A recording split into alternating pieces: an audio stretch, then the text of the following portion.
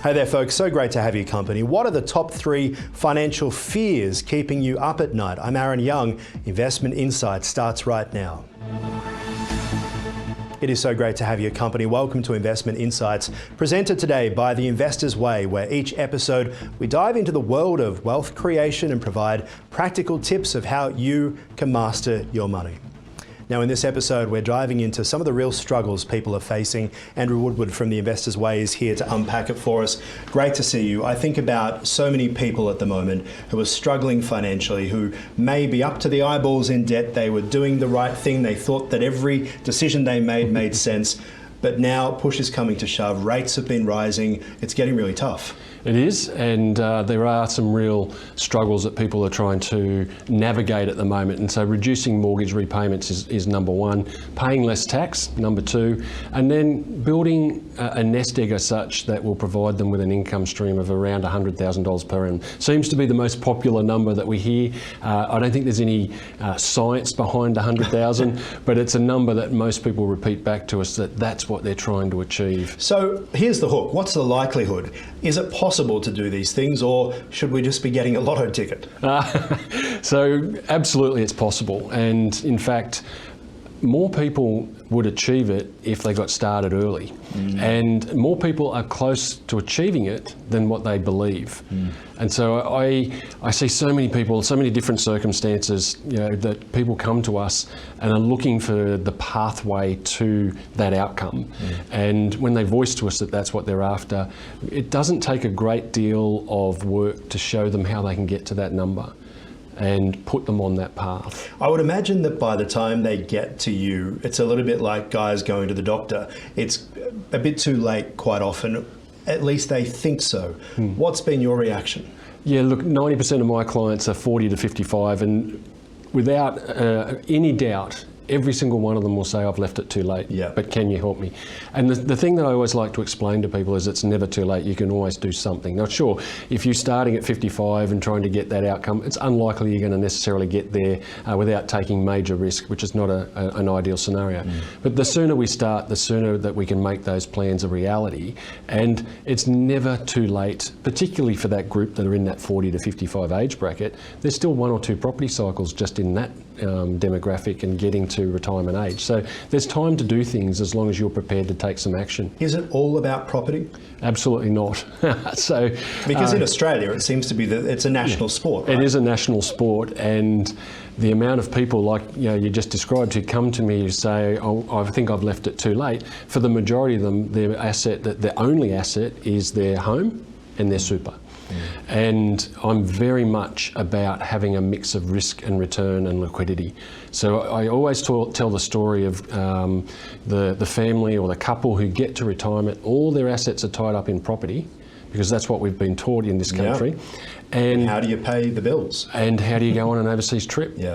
And nobody wants to sell a 6 or 7 figure asset to go on a 4 or 5 figure holiday. So having different forms of liquidity means having different investments. So look at the stock market, look at commodities, gold, silver and bonds, term deposits, whatever it might be, and have a spread of all of them so that when you get to retirement, you've got different income streams, different types of cash flows and different types of liquidity. Now, Andrew, I know you're a man of the world, and we have a lot of people watching this show from around the world as well. Are Australians unique when it comes to investment? There's a real belief that it was Robert Menzies who told us, own your own home. In other countries, there doesn't seem to be the obsession with home ownership that we do have in this country. Is it a good thing that we have this obsession? Do we set ourselves up better because of it? There are some people, I know a lot of people who say, not interested in owning a home, I'm going to have investments in other places, and even just keeping the money in the bank can be a way to live off the interest and things like that. What's your response to that? Well, look, I think we are unique to an extent in that we are so fixated on property. Yes. And look, I'm a big fan of it. It's how I initially made my wealth, was through property. But what we have to understand is it's not the only asset, it's not the only way, and this is where we can look beyond our borders and look to see what I guess Americans are very good at doing, and that is having a broader mix and a less fixated property focus. Because when we think about younger generation, I mean, our generation even as well, for people who are first home buyers, it feels like the train has left the station and the idea of where they would have to live to be able to afford to buy isn't somewhere where they want to or even could live because of work and family commitments and things. So for a lot of people, housing is now the never never and they're looking for other investments. They want to invest, they've been told to invest in housing and they don't end up doing anything as a result. Well, that's a really interesting thing, because one of the things I've seen a lot more of this year in particular is people of that 40 and above age bracket who are starting to think more about the downsize option. And then the flip side of that is the younger generation, like you alluded to, who want to be able to live where they want to live without being priced out of that market. So I've got 2 kids in their 20s and they are literally of the belief that they will live where they want to live. Yes. And they will invest elsewhere to get the returns. Because what about rent vesting? Well, rent vesting is a great option. I'm currently doing it myself. So it's an option to be able to live where you want to live and have that lifestyle that you want to have, and then invest in wherever the appropriate market is at the time. And this is one of the traps that a lot of initial property investors fall into, is they'll go and invest where they live because they know that market. But it's not necessarily the market that's going to grow in value the most for them. So for the younger generation who are coming to the realisation that rent vesting is an option and a good option, they can, like I said, live where they want to and then look for opportunities in other markets that might provide them with greater capital growth than what they'd get where they want to live. The thing that I feel like I'm hearing throughout our conversation is the word focus.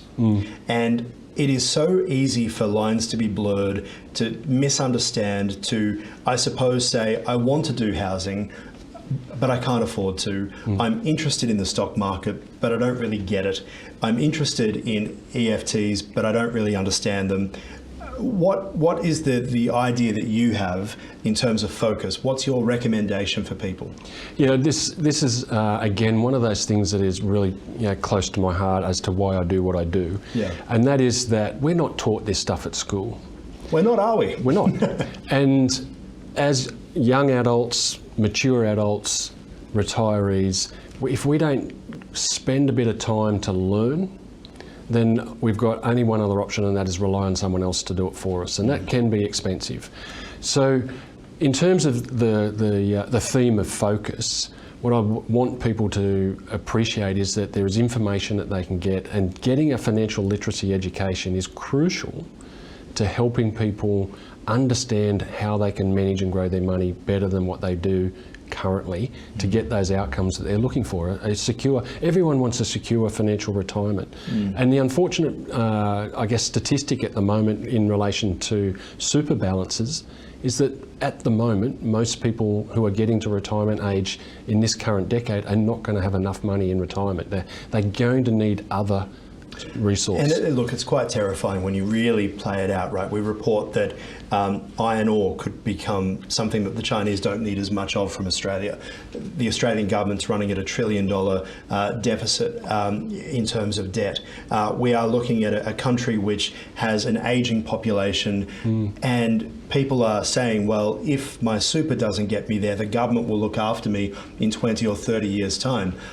I have this fear that by the time I get to that age, we really are going to need to plan to be on our own. And I've been saying for some time now that we need to appreciate that the government assistance programs may not exist in 20 or 30 years' time.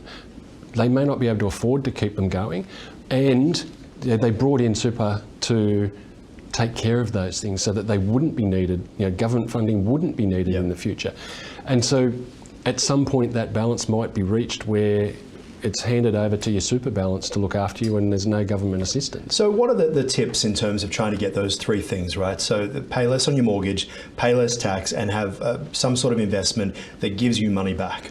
So the pay less tax is a really tough one. And everything that comes out of my mouth is about making sure you pay as little tax as possible legally. Yes.